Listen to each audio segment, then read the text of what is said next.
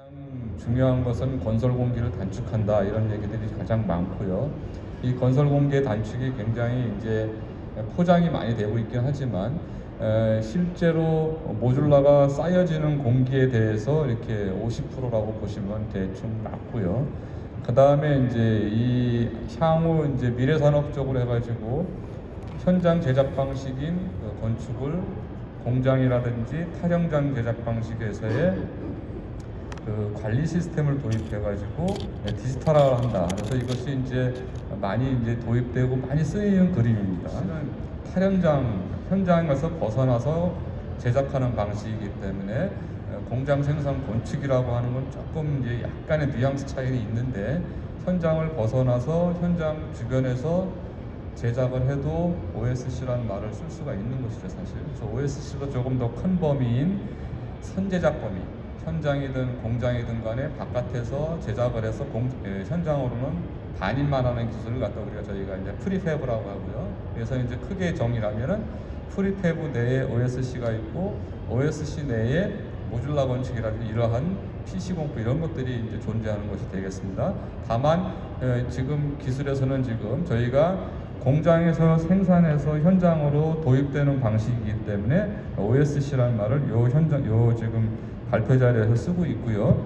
그 다음에 그림에서 보시다시피 공장에서 모듈라를 제작을 해서 운반해서 현장에서 조립만 하는 방식입니다. 그 다음에 모듈라 건축에서는 그 4차 산업대비공법에서 지금 가장 이제 곽강을 받고 있죠. 여러 가지 뭐 10년, 20년 전부터 모듈라가 대세다라는 말을 계속 하고 있는데 기본적으로는 문제가 뭐냐면 4차 산업 대비는 당연히 맞아요. 건설 산업에서 2030년, 2040년, 50년, 특히 2030년부터는 4차 산업 대비해가지고 여러 가지가 건설 산업이 바뀔 것이다 얘기를 하고 있는데 그러면 우리는 준비를 어떻게 하고 있느냐 이것들 막 따져나가고 있죠. 근데 기본적으로 건축에서는 지금 이제 모듈라 건축 방식이 도입되기 시작하는 여러 가지 이유들이 있습니다. 이유들이 있는데 그런 것들은 보시게 되면은 줄어드는 이제 건설 기능 인력에 대한 해결 문제가 있죠. 그래서 우리나라도 지금 보게 되면은 이주 노동자들이 건설 현장을 대부분 차지하고 있고, 그 다음에 기술의 어떻든 간에 전수라든지, 그 다음에 노동 인력의 노후, 고령화라든지 여러 가지 문제점이 발생하고 있죠. 그 다음에 법적인 문제에서 보게 되면은 중대재해처벌법이라든지 레미콘 8호자라든지 뭐 여러 가지 지금 그 주 52시간 근로자라든지 뭐 여러 가지 건설 현장의 기존의 방식을 제한하는, 그러니까 억제하는, 그 다음에 자꾸 제약하는 그런 내용들이 들어오기 때문에 국내도 건설 산업이 지금 결국은 프리팹이라든지 OSC라든지 모듈라든지 이런 것들로 갈 수밖에 없는 현실들이 벌어지고 있는 거죠. 그래서 모듈라 건축 산업에서 보면 저희가 이제 보기에는 모듈라에 대한 뭐 설명들을 많이 하는데 크게 모듈라는 쌓는 거, 그 다음에 모듈라는 끼워 넣는 방식. 근데 대표적으로는 쌓는 방식이 전 세계적으로 통용이 되고 있고 끼워 넣는 방식은 여전히 현장에서의 하는 그 업무가 많기 때문에 역시 일부 구간만 놔두고는 다 도태되는 방식으로 가고 있죠. 그래서 결국은 쌓는 방식. 그 다음에 구조 형식은 라멘이냐 벽식이냐 복합 구조로 여러 가지 표시가 되고 있는데 이것도 역시 그 나라의 문화하고 연결됩니다. 그 나라의 문화하고 연결되고, 그 다음에 어떤 것들을 소비자들이 선호하느냐 이런 것들이 연결되는데, 결국은 우리나라에서는 보게 되면 주거 형식에서는 벽식이 더 선호가 되고, 그 다음에 무슨 장수명이라든지 여러 가지 제한 조건이 있겠지만은 라멘조를 쓰게 되면 장수명에서 여기 혜택을 주고 여러 가지 인센티브를 준다고 하지만 국민들은 벽식을 선호하는 게 또 현실이에요. 그래서 그런 것들에 대한 어떻게 극복할 것이냐. 그 다음에 고층화를 하게 되면은 얘를 라멘조냐 벽식이냐 이걸 또 섞어서 어떻게 갈 거냐 이런 것들에 대한 얘기들이 굉장히 많이 나오고 있습니다. 그래서 구조자리한 특성으로 보게 되면 이제 PC가 있고 강제가 있는데, 우리가 이제 강제는 이제 많이들 철골조 모듈라라고 많이 하고 PC는 PC 박스계 또는 PC 라멘계의 모듈이라고 많이 하죠.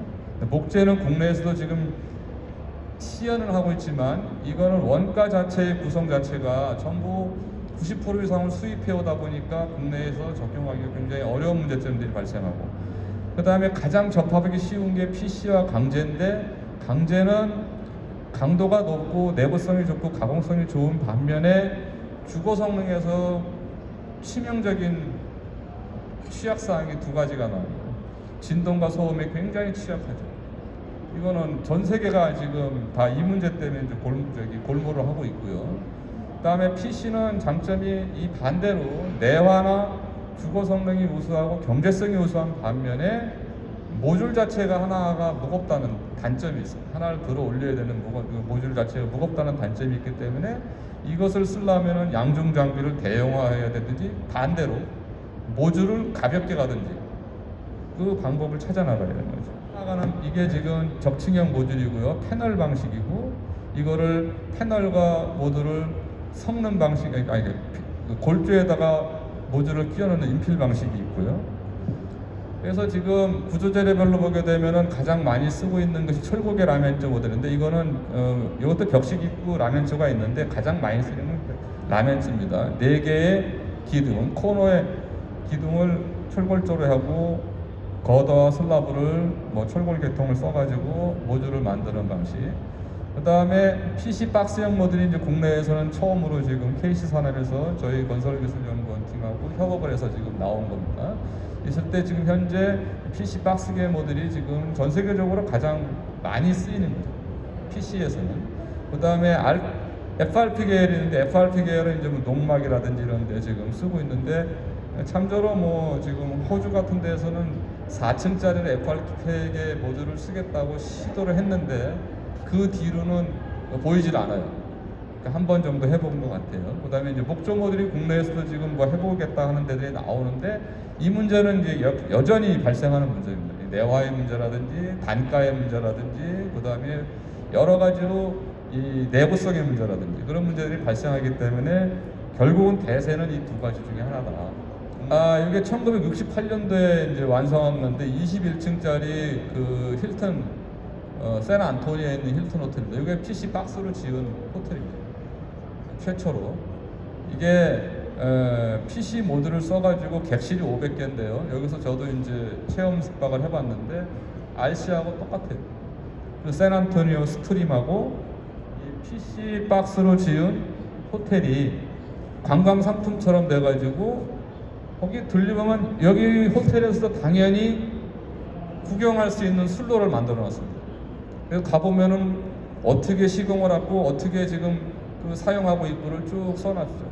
그래서 굉장히 재미있어요. 그 다음에 최근에 이제 싱가포르가 PC 박스 이제 쪽으로 굉장히 치고 나오고 있죠. 이 출발은 저희보다 늦었는데 모듈라 공사를 여러 가지 제도 정비를 많이 해가지고 굉장히 빨리 나옵니다. 여기서 보시게 되면 지금 현재 이게 가든 레전스라고 그래가지고 이게 지금 15층짜리를 지었고요. 2012년도에 이게 아마 16년도인가 지었을 겁니다. 이게 지금 가장 지금 최근에 이제 모든 PC나 PC 박스라든지 모듈라 하는 사람들이 한 번은 가보아야 되는 곳이라고 생각들 하는 클레멘티. 이게 40층짜리 PC 박스로 지은 그 콘도미니엄인데 우리로 말하면 이제 아파트죠. 공동주택을 40층짜리로 PC 박스로 지었어요. 이게 준공이 2019년일 거예요. 지금 현재 입주에 살고 있고. 그래서 이런 것들을 볼 때 물론 이 기술은 싱가포르 자체의 기술이 아니에요. 하나도 없어요. 홍콩이 지금 싱가포르를 4년 내지 5년 주기로 따라가고 있는데 지금 보시게 되면 쿼터 블럭이라 해가지고 이것이 16, 17층을 지금 완공을 해가지고 이게 지금 소방공무원 관사인데 홍콩만 해도 그 모듈라를 주관적으로 지금 집중적으로 공급하고 모든 정책을 펼치는 정부 기관 자체가 있어요. 그 다음에 그걸 대응하는 기관이 있고 근데 국내는 아직 없죠. 말만 많고 여러 가지 제도를 바꾸는 어쩌나 하고 지금 실제로 해결되지는 않고 여기 보시게 되면 이제 이것이 2023년도 완공 예정인데 대학생 기숙사를 이제 이렇게 또 스튜던트 레지던스를 하나 만들고 홍콩 대학에서 우리나라에서는 지금 PC 박스 모듈이 우리나라 현실의 가장 문제가 뭐냐면은 저 PC 박스 모듈이 그 싱가포르에서 적용할 때 하나당 무게가 최소가 45톤이고 많이 올라가는 건 60톤까지 올라가요. 하나가. 근데 우리나라의 건설 현장에서 45톤짜리를 들 수 있는 양중기는 없습니다. 실제로 들 수 있는 게 맥시멈 5톤 내지 6톤이에요. 현장에서. 그러니까 국내에서는 저 모듈라를 15층 이상으로 타워 크레인 같은 걸 써갖고 들 수가 없어요. 두 번째로는 국내에서 생산해서 모듈라를 공장에서 현장으로 운반하려면 도로의 요건이 우리가 지금 도로의 요건이 45톤 넘는 거를 운반할 수 있는 것들이 교량들이 분명히 작은 교량들이 있는데 그것에 대한 DB가 구축이 잘 안 돼 있고 문제가 분명히 발생을 해요. 그러다 보니까 저희가 어떤 방식을 역으로 선택했냐면 국내의 크레인을 바꿀 수 없고 도로의 그 교량들 상황을 바꿀 수 없고 하기 때문에 중량을 낮춘 거예요. 중량을 낮출 때 어떻게 낮췄냐면은 트럭 크레인이 저희가 15층까지 접근할 수가 있는데 이 트럭 크레인이 양중을 할 수 있는 무게 하나가 25톤입니다. 그 다음에 약간의 오버캐퍼를 줘더라도 10% 정도로 28톤까지는 올라가요. 그 25톤을 제한선을 두고서 저희가 모듈을 개발을 했어요. 모듈을 개발할 때 양중 문제가 그러니까 당연히 해결되는데 다만 층수의 문제가 아직도 남는 거예요. 15층까지 밖에 안 되는 거죠, 이 모듈은. 그래서 이거를 해결하려면 양중기가 해결돼야 되는 거예요, 이제는. 그래서 그거를 정부 당국에도 계속 제시를 하고 있어요. 뭐라 하냐면 양중기를 대형의 양중기를 만약에 현장에서 반영을 하며 도입을 하면은 그 부분에 대해서 뭐 융자라든지 인센티브라든지 이런 것들을 줘야 된다. 그것들이 싱가포르가 하던 방법입니다. 그 다음에 공사비를 따져봐야죠. 제일 중요한 게 공사비죠. 저희가 해보니까 95%에서 110%인데 RC 대비 95, 110%인데 지금 저게 거의 맞는 수치더라고요. 해보니까 저희가 RC가 만약에 한 550만 원, 500만 원, 480만 원 하면 그 건물의 형태에 따라서 조금씩 바뀌긴 하는데 그 다음에 규모에 따라 바뀌긴 하는데 그 정도면 다 해결이 됩니다. 그래서 내합 피복이 일단은 필요가 없고 그래서 여러 가지들이 장점이 있어요. 물론 완벽하게 철골보다 더 좋다 이렇게는 얘기를 못합니다. 항상 쓰임새에 따라 다르기 때문에. 네, 제작을 보시게 되면 이렇게 해서 몰드를 만들어 가지고 이거는 이제 미국이나 뭐 이런 유럽들처럼 이게 저것처럼 그 자동 생산 몰드를 쓰지는 않았어요. 그 자체가 워낙 고가이기 때문에 그냥 국내에서 몰드를 제작해 가지고 첫 번째 써서 했고 배근도 이제 선배근만 해서 조립을 했고 뭐 타설 같은 거 이 자체적인 그 KC 공장에서 저희가 했습니다. 그 다음에 타령하고 모듈 만들고 그 다음에 여기는 슬라브는 따로 만들어서 위에 있는 그 역류자형과 슬라브를 저희들만이 갖고 있는 노하우로 갖다가 결합을 시켜가지고 하나로 일단 모듈을 만들고 모듈을 이제 이렇게 저상 차량에다 운반을 해서 그 다음에 똑같이 해봤어요. 이 목업을 2층짜리를 접었는데 계단실을 선행으로 RC로 올라가고 모듈을 싸서 가는 개념으로 저희가 했습니다. 그 다음 나중에 내장하고 외장 공사를 하고 마감 공사하는 방식으로 했고 그래서 지금 현재 모듈라 목업은 이거 여주 공장에 지금 이렇게 전시가 되어 있고 이제 일반인들이 와서 아니 뭐 관계자들이 와서 좀 볼 수 있고요. 요거는 이제 평면적으로 보게 되면 우리가 1인 가구, 2인 가구가 쓰는 기숙사용으로 저희가 개발을 했어요. 그래서 성능 평가를 해봤습니다. 자, 이건 뭐냐면 이제 모듈과 모듈이 상하 접합을 할 때 스플라이스 리브를 쓰려고 그러는데 국내에 스플라이스 리브가 맞는 게 없는 거예요. 여기에 이 시스템 그 스플라이스 리브를 따로 협업을 해가지고 개발을 했습니다. 개발을 하고 그 개발을 한 거를 그냥 쓸 수는 없으니까 국내의 내진 설계 기준에 맞는 스플라이스 리브 적용 기준이 있어요. 그 적용 기준에 맞게 100회 반복 실험을 다 통과를 시켜가지고 철근이 끊어지는 걸 확인해서 이 스플라이스 리브를 개발을 해갖고 이 스플라이스 리브를 저희가 별도로 제작을 해서 이 목업에 쓰기 시작했습니다. 그 다음에 이 모듈을 드는데 양중 위치에서의 우리가 말하면 이제 앵카를 어떻게 만들 거냐 이거. 얘 만약에 들었을 때 빠지면 큰일 나는 거니까. 빠지지 않고 그 다음에 그 인장력을 그대로 유지하려면 어떻게 해야 될 겁니까? 그래서 그거를 저희가 처음부터 실험을 이 앵카도 저희가 별도로 만들었다. 별도로 만들어서 실험을 해가지고 요 사이즈를 다 바꿨어요. 다 바꾸고 엔카드 바꾸고 했고 실험해갖고 잡아당기는 인발 실험까지 다 해가지고 실제로 안전율이 얼마다. 안전율이 거의 한 3 정도 나옵니다. 그러니까 들고서 막 흔들릴 때도 전혀 문제가 없어요. 그렇게까지 만들어 놨고, 그 다음에 제일 중요한 거, 얘가 모듈라 상부 벽체, 모듈라 하부 벽체고 슬라브가 겹치는 부분인데, 그럼 이게 이쪽 방향으로는 구조하시는 분들은 아시겠지만 이쪽 방향으로 횡력에 대해서는 크게 문제가 없는데, 이쪽 횡방향에 대해서 충력이 만약에 횡력이 작용할 때는 어떻게 할 거냐, 검증을 해봐야 될 거 아니에요. 그래서 저희가 RC랑 똑같이 하나만, 이게 우리가 RC 벽체에서 벽체 치고 슬라브 하듯이 똑같이 하나 만들어 보고 횡력 실험을 저희가 하는 거예요. 횡력 실험을 해서 이력 그래프를 제가 그려봤는데 저도 실험을 하고서 깜짝 놀랐어요. RC보다 이력 성능이 훨씬 좋아요. 그래서 저희가 제가 이제 스스로 판단을 했죠. 야, 얘는 고충화 시켜도 전혀 문제가 없다. 그래서 당장 장비 문제 때문에 15층까지만 제한을 합니다. 자, 그 다음에 어떤 문제가 있냐? 화재 문제. 화재가. 자, 우리가 13층 이상부터는 벽체가 3시간 내화가 돼야 되거든요. 3시간 내화가 되는데, 그러면 우리 이 PC 모듈라 벽체를 2개를 겹쳤을 때 얘가 3시간이 나오느냐. 저희가 내화 실험을 했어요. 그러니까 3시간 동안 껐떡이 없어요. 그냥 바깥에만 방락 정도만 생기는 거예요. 문제 없다.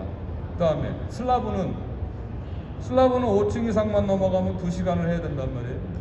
2시간 실험을 해봤죠. 2시간 실험해보니까 2시간 후에 밑에 콘크리트가 방락되는 것 외에는 없어요. 그러면 이거는 내화도 2시간, 3시간, 벽체 3시간, 슬라브 2시간 하니까 어떠한 구조물에도 다 쓸 수 있는 거예요. 층수에 제한 없이. 그래서 확인했고, 그 다음에 거주 성능 어떻게 할 거냐. 얘를 만들었으니까 아까 목업을 만든 데에서 기밀 성능 테스트를 했어요. 기밀 성능 테스트 하니까 기밀 성능이 굉장히 좋아요. 왜냐하면 콘크리트를 완전히 쳐버렸으니까. 그러니까 결국은 창호에서만 이게 기밀이 공기가 왔다 갔다 하는데 결국은 1.14회가 나오고 1등급이 나와요. 이것도 만족. 그 다음에 그 거주 성능 평가에서 벽체 차음 성능, A실과 B실의 차음 성능도 확인하니까 또 충분하게 1등급인 64dB까지는 통과가 안 됩니다. 그 이상이 돼야지만 소리가 들려요. 우리가 정량 충격음의 한계가 58dB이거든요. 그 전혀 문제가 없어요. 그 다음에 이제 바닥 충격음에 이제 경량 충격음도 해보니까 저희가 어떻게 했냐면 155mm짜리는 저희가 슬라브 두께가 155mm짜리는 기숙사 호텔입니다. 준주고용인데 거기서는 저희가 얼마나 했냐면 경량 3등급, 중량 5등급, 경량은 3등급이 나오는데 중량이 약간 미비하게 나와요. 아무래도 이 기숙사 같은 게 바닥이 얇으니까. 근데 그걸 바닥 두께를 바꿔가지고 210mm를 다시 했어요. 다시 하니까 공동주택 210mm니까 벽체에서는 해보니까 경량 3등급, 중량 4등급이 나와요. 저거는 이제 완충제라 이런 것들 하나도 안 쓰고 한 거예요. 그래서 저희가 이제 나중에 실제로 건물을 지으면 다시 한번 해볼 건데 이건 전혀 문제가 또 없어요. 그래서 성능적인 측면에서도 다 정리가 됐고 구조 성능 다 정리가 됐고 그 다음에 내화도 다 정리가 돼서 저희가 목업 평면을 이렇게 지금 저희가 단위 세대 목업 평면을 이렇게 정리를 하고 그래서 가장 기본적으로 발코니하고 그 다음에 3340, 6400을 하나의 모듈로 해서 이게 기숙사나 또는 1, 2인 가구의 공동주택으로 저희가 쓸 수 있게끔 정리를 했고요. 호텔도 마찬가지입니다. 그 다음에 평면 개발을 했죠. 평면 개발을 어떻게 했냐면은 투모듈 원세대. 그래서 이거는 하나는 거실, 침실, 화장실, 부엌으로 해서 2개를 붙여서 여기 계급부가 있어갖고 소통할 수 있게끔. 요거는 뭐 충분히 지금 저희가 다 되고. 그 다음에 3모듈 원세대를 해가지고 모듈을 3개를 붙여가지고 방이 안방, 건너방, 그 다음에 거실. 이게 지금 얼마냐면 20제곱미터에 6개니까 60제곱미터. 이게 25평이에요. 우리가 분양으로 하면 계약 면적으로 25평이고 전용으로 하면 한 18평? 19평, 20평까지 가는. 이게 딱 맞아 떨어지는 거예요. 가장 대세인 요새 평형이잖아요. 4모듈 원세대는 이렇게 좀 바꿔봤고요. 그래서 이렇게 여러 가지 평면 형태를 개발을 하고 있고, 현재는 2모듈 원세대까지 또는 3모듈 원세대까지는 지금 현장 설계가 하고 있고, 그 다음에 기숙사 호텔 오피스텔, 이거는 보면은 저희가 이제 그동안 설계한 것들 현황들을 보여드렸는데, 기숙사 호텔 같은 것도 썼고 다세대도 했고 뭐 했고요. 이게 뭐냐면은, 여기 아래 그림을 보시게 되면은 지금 이게 제주도에서 지금 저희가 목업을 하나 만들고 있는데, 모듈을 2개를 놓고 위에 슬라브를 덮어요. 덮으면은 똑같은 2모듈 원세대의 개념인데 이게 3모듈 원세대의 개념이 됩니다. 그래서 안방, 건너방, 거실을 쓰고서 요게 지금 몇 평이 나오냐면 20평에서 22평 정도가 나오거든요. 이게. 그래서 이렇게 지금 작업을 하고 있고, 공장에서 이거 만들어서 현장 운반해갖고 가설하고 이렇게 쓰는 겁니다. 근데 이거 지금 보면은 데크 같은 거 하고 있고, 그래서 이거는 아마 KC 산업의 거기 사이트 들어가시면 그게 지금 파일이 깔려 있을 겁니다. 한번 더 보실 수 있습니다. 그 다음에 여기에 지금 하나를, 그럼 이거 기숙사 호텔 주택만 쓰느냐, 그건 아니죠. 그래서 이게 지금 제주 법한동에, 그 서귀포 법한동에 이러한 이게 뭐냐면 그런 거죠. 요새 말하는 이제 커피 앤 브레드 앤 커피라고 그래가지고 빵하고 커피하고 이렇게 문화체험관처럼 만드는 건데, 여기 보시게 되면 이 부분을 모듈로 쓰는 겁니다. 이 부분을. 나머지는 이제 현장에서 또 다른 작업을 해가지고 인테리어를 좀 해가지고 이렇게 조감도 보실 수 있고, 인면도 보실 수 있고, 평면도 보실 수 있습니다. 이거는 지금 건축 인허가 과정이 거의 끝나가서 곧 착공을 할 겁니다.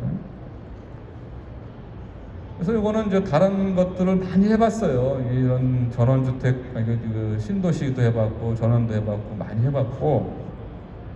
그래서 그런 것들을 통해서 요 새로 개발한 공법을 실제로 현장에 적용하기 위한 성능 점검, 구조 검증, 그 다음에 목업 테스트, 그 다음에 현재 목업을 2층짜리 짓고 제주에 짓고 있는 2모듈 원세대의 그런 목업을 다시 짓고, 또 새로 이제 수주를 하고 하면서 시작을 하고 있고, 이쪽에 이제 PC 모듈라 공법이 이제 향후 발전하기 위해서는 할 일도 좀 더 많아요. 고층화하기 위한 작업, 그 다음에 뭐 해석이나 설계나 구조, 어떤 라이브러리를 만드는 것들, 이런 것들이 좀 할 게 많은데, 다만 이제 장점이 주거 성능이 좋은 거하고 이제 공사비가 일단은 RC에 근접할 수 있다는 것이 이제 확실하게 증명이 돼 버리니까, 여러 가지 측면에서는 향후에 어떤 우리나라의 PC 박스 모듈 쪽에서는 어떻든 간에 선도적인 역할을 하지 않을까 이렇게 생각합니다.